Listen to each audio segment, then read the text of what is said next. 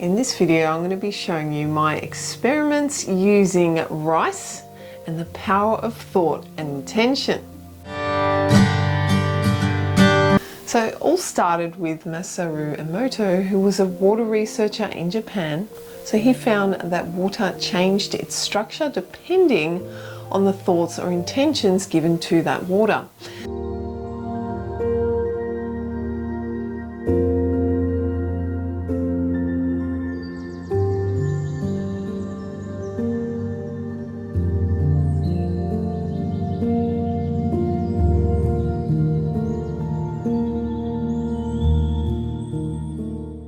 He also tried different water samples using different words, photographs. So as the water crystals started to thaw out when he took them out of the freezer, he found that for 2 minutes only, they showed a certain crystalline structure. These water structures changed depending on the intent given to them, especially through prayer.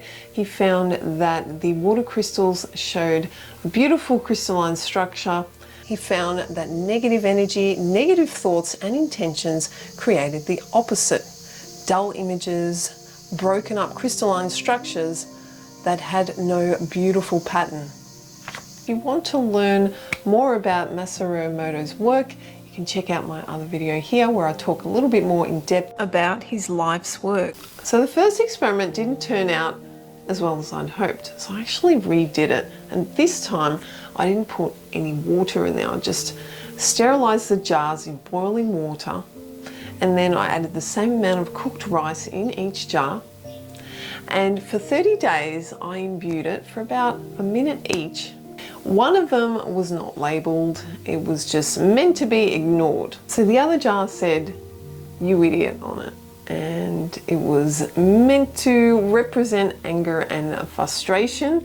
And the last one was a thank you jar, where it was also meant to represent being thankful and feeling thoughts of love and appreciation. This experiment first started with Emoto's subscribers. He had a magazine in Japan, and one of his subscribers began this rice experiment. So that's how it all started. And they wrote to him and told him what they did and that it worked out really well for them. So from there it caught on and a lot of people started doing it. So my results were actually pretty surprising. Within the first 2 weeks or so, the "You Idiot" jar began to grow black mold. And it was pretty obvious. It started growing this black mold and it continued to grow until the end of the experiment. The thank you jar remained relatively clean. It was only until about the 3rd week or so did it develop a little bit of mold, but it was not black mold, it was green and white mold. So the 3rd jar that was left on its own was really surprising. At first it looked clean, especially for the first 2 weeks, the cleanest of all of them. But then it started to attract maggots. So you can see there were maggots on the top of the jar and the lid. Now what I did, I held these jars for about a minute each, and I brought up feelings of anger and frustration for the "You Idiot" jar, times in my life where I felt this way, or events that have happened, and I really tried to put in as much effort as I could and to try to imbue the rice within the jar. It can be difficult to bring up these certain feelings because it does seem a bit silly. So the thankful jar, I thought about things in my life that I'm grateful for and the things that I love. I recalled times in my life where I felt this way. And so that's how I tried to imbue the rice, because it's hard to do any other way. You really have to put emotion into it. And the thankfulness jar still got a little bit of mold, but I thought overall I got really good results. Guys, have you tried this rice experiment? I'd really love to know.